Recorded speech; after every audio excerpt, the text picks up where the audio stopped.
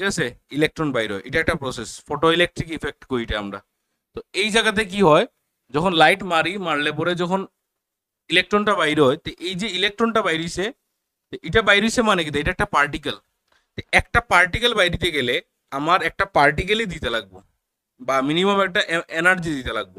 তো ওইখানে কনসেপ্ট ধরা হয়েছে যে লাইট একটা পার্টিকেল, ওই পার্টিকেলটা গিয়ে এখানে বয় আর একটা ইলেকট্রন এমনি বাইরে যায়। বুঝতে পারছো? তো লাইটরে ওইভাবে পার্টিকেল হিসাবে ধরা হয়েছে। ক্লিয়ার? তো আমরা এই চ্যাপ্টারের মধ্যে লাইটের আমরা কিটা ধরবো, আমরা এই চ্যাপ্টারের মধ্যে লাইটের রে ধরবো, রশ্মি ধরবো।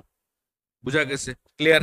আচ্ছা, তো এখানের মধ্যে প্রথম কিটা আছে আলোক রশ্মি ও রশ্মি গুচ্ছ, মানে রে অফ লাইট আর বিম অফ লাইট, এই দুইটার মধ্যে পার্থক্য। ঠিক আছে, আলোক রশ্মি আর রশ্মি গুচ্ছ। তারপরে হইতেছে আলোর প্রতিফলন সম্পর্কে ধারণা। ঠিক আছে, কনসেপ্ট অফ রিফ্লেকশন, কয়েকটি প্রয়োজনীয় রাশি, ওই